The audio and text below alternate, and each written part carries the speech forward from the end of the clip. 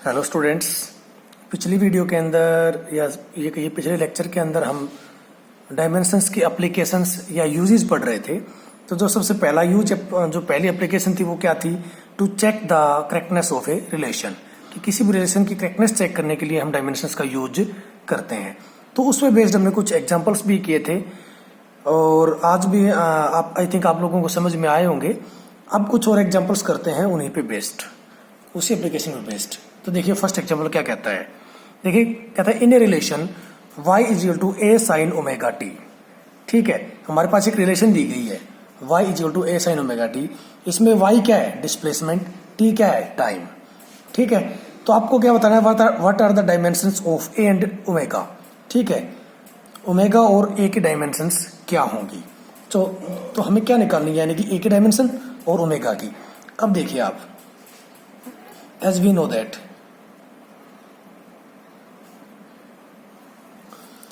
हमें पता है, क्या पता है कि जो ट्रिग्नोमेट्रिक फंक्शंस होते हैं वो डायमेंशन लेस होते हैं। ठीक है, ट्रिग्नोमेट्रिक फंक्शंस आर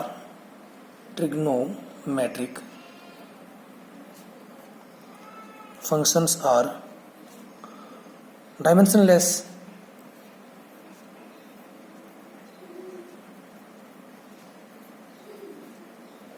ठीक है, कि जितने भी ट्रिग्नोमेट्रिक फंक्शंस होते हैं वो डायमेंशन लेस होते हैं। तो अब यहां पर देखो आप, इसका मतलब क्या है? साइन ओमेगा टी ये भी क्या होगा?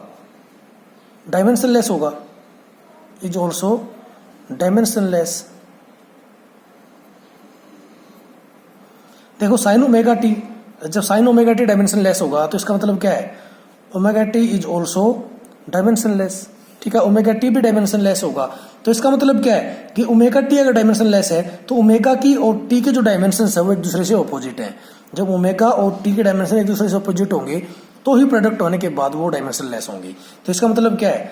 ओमेगा के डायमेंशन किसके इक्वल है? 1/t, यानी कि टाइम के। ठीक है, तो अब आपको पता टाइम की डायमेंशंस क्या होती हैं? 1/t की पावर 1 ऊपर लेके जाएंगे तो क्या जाएगा? t inverse 1। ठीक है, किसकी डायमेंशंस आ गई? ओमेगा की। एक चीज हमें निकालनी थी, हमने निकाल ली। दूसरी क्या है? What are the dimensions of A and omega, यानी कि ए के डायमेंशन भी अपने को निकालनी है यहाँ पे। तो आप यहाँ देखिए, हमने अभी अभी ओमेगा की डायमेंशंस निकाली हैं, ए की डायमेंशन और निकालनी है। तो ये जो पूरा फंक्शन है ये तो क्या हो गया? Dimensionless. ठीक है, दूसरा according to principle of homogeneity. Now according to principle of homogeneity, ठीक है, हमें पता है कि लेफ्ट हैंड साइड की डायमेंशंस और राइट हैंड साइड की डायमेंशंस इक्वल होंगी तो ही कोई रिलेशन करेक्ट होगी। ठीक है, तो आप यहाँ पर क्या देख रहे हैं कि साइन ओमेगा टी तो क्या है? Dimension less. तो इसका मतलब क्या है? वाई के डायमेंशंस और ए के डायमेंशंस इक्वल होनी चाहिए। ठीक है, तो वाई की डायमेंशन, वाई क्या है? डिस्प्लेसमेंट। तो वाई की डायमेंशंस क्या होंगी? ये लिख देता हूं मैं, dimensions of y is equal to my dimensions of A must be equal, एक दूसरे दोनों इक्वल होनी चाहिए। तो y के डायमेंशंस क्या है भाई? लेंथ है, तो लेंथ का ये डिस्प्लेसमेंट की ये की बात है L1। ठीक है, तो a की डायमेंशंस भी क्या होंगी? L1। ठीक है, तो ये किसकी डायमेंशन आ गई? a की, और ये किसकी डायमेंशन थी इधर? ओमेगा की। तो हमसे क्या पूछा गया था? a और ओमेगा की डायमेंशंस पूछी गई थी, जो कि हमने यहाँ से डेराइव कर ली। ठीक है, चलिए एक एग्जाम्पल और देखते हैं। हमारे जो एक रिलेशन दी गई है y is to A sine k x into cos omega t. ठीक है, इसमें कहता है कि हमें क्या बतानी है? What are the dimensions of omega by k. Omega by k की डायमेंशंस बतानी है। ठीक है, बहुत कॉम्पिटिटिव एग्जाम के अंदर भी या बोर्ड एग्जाम के अंदर भी ऐसे क्वेश्चंस आते हैं। एयरफोर्स नेवी का टेस्ट देने जाओगे, हो सकता है ऐसी रिलेशन दे दी जाए आपको और उसके लिए आपकी डायमेंशंस पूछ ली जाए। ठीक है, तो आपको निकालने आनी चाहिए ध्यान से, इसलिए ध्यान से समझें इन क्वेश्चंस को। तो आपको देखो ये रिलेशन दी गई है या ये फॉर्मूला दिया गया है, इसका हमने इसके अंदर हमें किसका डायमेंशन बतानी है? ओमेगा अपॉन में के की। अब देखिए यहाँ पर इस रिलेशन के अंदर जो y है वो किसके इक्वल है? लेंथ के इक्वल, यानी कि y लेंथ है, x क्या है? डिस्टेंस, और t क्या है यहाँ पर? टाइम। ठीक है, तो अपने को निकालना क्या है? ओमेगा बाई की t की डायमेंशंस। तो देखिए सॉल्यूशन क्या होगा इसका, कैसे सोल्व करेंगे। ठीक है, एज ट्रिग्नोमेट्रिक फंक्शंस आर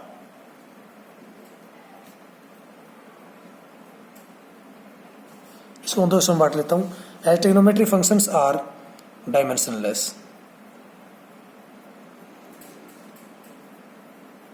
अब देखो बेटा, अपने को पता है कि ट्रिग्नोमेट्रिक फंक्शंस डायमेंशनलेस होती हैं, तो अगर ये भी क्वांटिटी डायमेंशनलेस है और ये भी क्वांटिटी डायमेंशनलेस है तो दोनों इक्वल कह सकते हैं हम इनको। ठीक है, तो इसका मतलब क्या है, डायमेंशंस ऑफ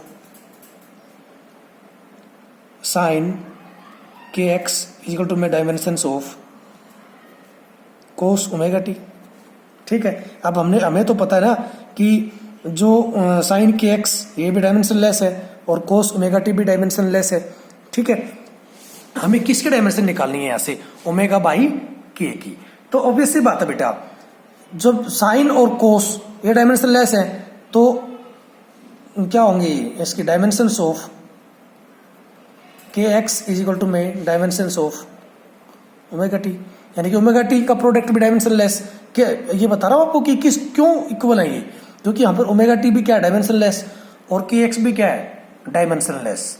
ठीक है, तो अगर मैं क्या करूँ, इस के को उधर ले जाऊँ इक्वल से, ठीक है, और टी को इधर ले आऊँ तो क्या हो जाएगा, x by t is equal to में ओमेगा बाई के। ठीक है, इस टी को मैं इधर ले आया तो क्या हो गया, एक्स अपॉन में टी, और इस के को इक्वल से उधर ले गया तो क्या हो गया, ओमेगा बाई के। तो इसको मैं कैसे लिख सकता हूँ, ओमेगा बाई के इज इक्वल टू में एक्स अपॉन में टी। अब एक्स के डायमेंशन किसके इक्वल है, एक्स क्या है यहाँ पर देखिए आप, डिस्टेंस, तो इसकी डायमेंशन क्या होगी, L1, और टाइम की डायमेंशन क्या होगी, T1। इसको ऊपर ले जाओ तो किसकी डायमेंशन आ जाएंगी, ओमेगा बाई के की, किसके इक्वल, L1 T इनवर्स 1। ठीक है, तो इस प्रकार से हम डायमेंशंस निकाल सकते हैं। चलिए और एग्जांपल देखते हैं बेटा। अब आपसे क्वेश्चन दिया गया है, मान लिया पेपर में कई बार इस टाइप का क्वेश्चन आ जाता है कि let P, Q and R are 3 different physical quantities. हमारे पास P, Q एंड R 3 अलग अलग फिजिकल क्वांटिटीज हैं हैविंग डिफरेंट डायमेंशंस, जिनके डायमेंशंस भी अलग अलग हैं। ठीक है, P की डायमेंशंस अलग है, Q की अलग है, R की अलग है। Then which of the following is meaningless. तो नीचे ऑप्शन दिए गए हैं, एक प्रकार का एमसीक्यू क्वेश्चन है, तो इनमें से ये पूछ लिया जाता है कि इनमें से कौन सा ऑप्शन ऐसा है जो मीनिंगलेस होगा, यानी कि जो कि पॉसिबल ही नहीं है। तो देखो बेटा, आपको पता है कि अगर उन्हीं फिजिकल क्वांटिटीज को आपस में ऐड या सब्ट्रैक्ट किया जा सकता है, उन्हीं फिजिकल क्वांटिटीज को आपस में ऐड या सब्ट्रैक्ट किया जा सकता है जिनकी डायमेंशन सेम होंगी। ठीक है, जिनकी डायमेंशंस डिफरेंट होगी उनको ऐड या सब्ट्रैक्ट नहीं कर सकते। मल्टीप्लाई और डिवाइड किसी को भी किया जा सकता है। ठीक है, मैं फिर से रिपीट कर रहा हूं, उन्हीं फिजिकल क्वांटिटीज को ऐड किया जा सकता है जिनकी डायमेंशंस सेम होती हैं। ठीक है, लेकिन अगर बात आती है डिवीजन की या मल्टीप्लीकेशन की, तो किसी भी क्वांटिटी को चाहे डायमेंशन सेम हो चाहे ना हो, ठीक है, उन सबको मल्टीप्लाई या डिवाइड किया जा सकता है। तो देखो यहां पर हमने क्या बताया, P, Q और R ये क्या है, इन 3 फिजिकल क्वांटिटीज हैं जिनकी डायमेंशंस अलग अलग है। ठीक है, P की अलग, Q की अलग, R की अलग, सेम नहीं है। ठीक है, तो देखो अगर हम फर्स्ट ऑप्शन को यहां चेक करते हैं तो फर्स्ट ऑप्शन क्या है हमारा, P Q अपॉन में R, P Q अपॉन में R। P क्या, P Q यानी कि यहाँ पे क्या हुआ, मल्टीप्लीकेशन, और R डिवाइड। भले ही इस इनकी तीनों की जो डायमेंशंस अलग अलग हैं, लेकिन मल्टीप्लाई या डिवाइड तो किसी को भी किया जा सकता है। ऊपर मल्टीप्लीकेशन है और अगर देखें तो फिर ये नीचे क्या कर दिया, R से हमने डिवाइड कर दिया, यानी कि डिवीजन हुआ है यहाँ पे। तो ये केस तो पॉसिबल है। ठीक है, तो ये तो मीनिंगलेस हो नहीं सकता। अब आगे देखिए नेक्स्ट क्या है, P square into R। P square यानी कि P का P के साथ मल्टीप्लीकेशन और फिर R के साथ मल्टीप्लीकेशन, है ना, P स्क्वायर इंटू R। लेकिन हमने क्या बताया, भले ही फिजिकल के डायमेंशन अलग अलग है लेकिन मल्टीप्लाई किया जा सकता है। ठीक है, तो ये भी मीनिंगलेस नहीं हो सकता। ओके, अब देखो आगे क्या है, P Q माइनस R। अब देखो बेटा, अब भले ही P और Q के डायमेंशन अलग है, लेकिन आप देखोगे कि P Q की डायमेंशन हो सकता है मिलकर आपस में मल्टीप्लाई होकर R के डायमेंशन के इक्वल हो जाती हूँ। ठीक है, ये तो पॉसिबल है, वो तो हमें पता है कि P Q और R की डायमेंशन अलग अलग है, लेकिन हो सकता है कि P और Q की डायमेंशन आपस में मिलकर R की डायमेंशन के इक्वल हो जाती हूँ। ठीक है, तो ऐसे केस के अंदर ये तो पॉसिबल है, ये ऑप्शन तो पॉसिबल है, इसलिए ये मीनिंगलेस नहीं हो सकता। लेकिन जो नेक्स्ट ऑप्शन है उसमें क्या, देखो क्या ऊपर P प्लस Q, यानी कि P और Q अलग अलग डायमेंशन की क्वांटिटीज हैं, तो इनका एडिशन तो हम कर ही नहीं सकते। आप कहोगे कि सर ये डिवाइड हुआ है, डिवाइड भले ही हुआ है लेकिन ऊपर एडिशन हुआ है, तो इधर एडिशन तो पॉसिबल नहीं है। जब एडिशन पॉसिबल नहीं है तो ऑब्वियसली बात है कि ऑप्शन क्या होगा, गलत। तो यहाँ पर मीनिंगलेस कौन सी क्वांटिटी होगी आपकी, P plus Q by R।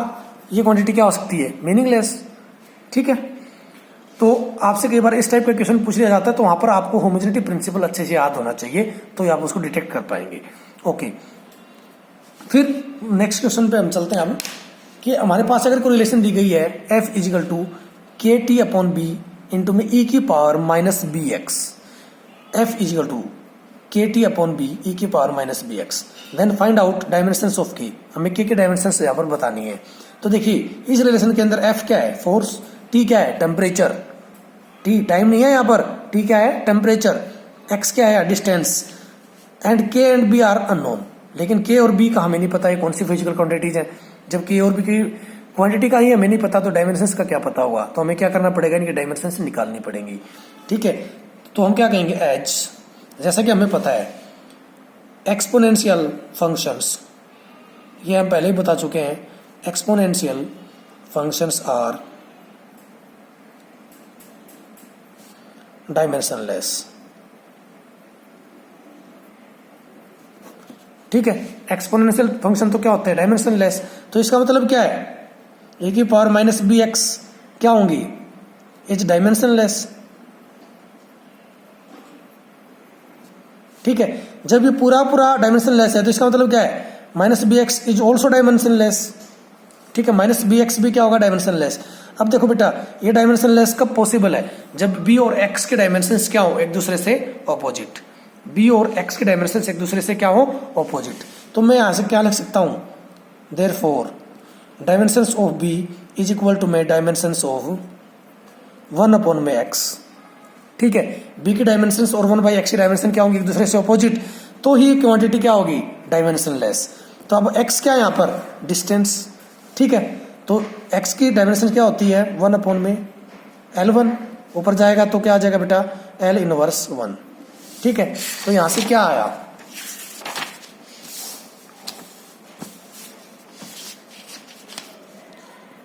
Dimension of b is equal to में L इनवर्स 1। ठीक है, बी की डायमेंशन तो हमने निकाली बेटा अब यहाँ पे। अब क्या करें, अभी तो हमें किसकी, लेकिन हमसे बी की डायमेंशन तो पूछी ही नहीं गई है, हमसे किसी डायमेंशन पूछी गई है, के की। तो देखो बेटा, अब आपको पता है कि ये वाला फंक्शन तो आपका क्या होगा, डायमेंशनलेस है ना। अब तो इसका मतलब क्या है, according to principle of homogeneity, भाई लेफ्ट हैंड साइड की डायमेंशंस और राइट हैंड साइड की डायमेंशंस क्या होनी चाहिए, इक्वल। जब लेफ्ट हैंड साइड की डायमेंशंस और राइट हैंड साइड की डायमेंशंस इक्वल होंगी तो ही रिलेशन सही होगी।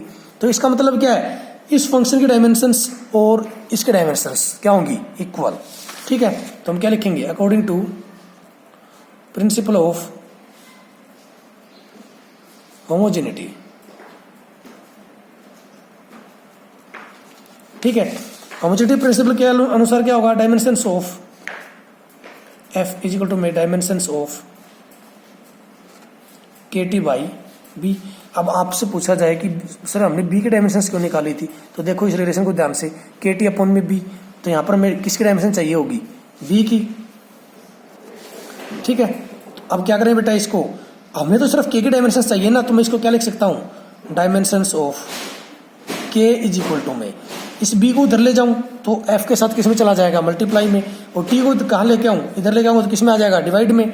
तो क्या हो जाएगा, डायमेंशंस ऑफ एफ इंटू में बी अपॉन में टी।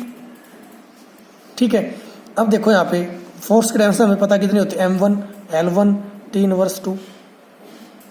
बी की डायमेंशन हमने यहाँ पे भी निकाली थी, L इनवर्स 1। और टेम्परेचर T क्या है यहाँ पर, टेम्परेचर की डायमेंशन क्या होती है, K1। ठीक है, ऊपर जाएगा तो क्या बन जाएगा रिलेशन, M1 इधर क्या L1, इधर L-1, तो L की power 0, T inverse 2, K inverse 1। ठीक है, किसकी डायमेंशन आगे बेटा, ये डायमेंशंस ऑफ K। ठीक है, तो इस प्रकार से आपको कैसा भी क्वेश्चन दे दिया जाए आप इजीली डायमेंशंस निकाल सकते हो। ठीक है, अब इसी के साथ फर्स्ट जो हमारी एप्लीकेशन थी उसके हम बहुत सारे एग्जांपल्स यहाँ पर कर चुके हैं। ठीक है, अब नेक्स्ट वीडियो में हम करेंगे जो हमारी सेकंड इक्वेशन है, सेकंड एप्लीकेशन या सेकंड यूज है, जो क्या था, to make conversion from one system of unit to another. ठीक है, उस अब देखेंगे हम नेक्स्ट वीडियो में कि वो जो एप्लीकेशन है या यूज है वो कौन सी फिजिकल क्वांटिटी पे डिपेंड करती है। ओके, थैंक यू बेटा।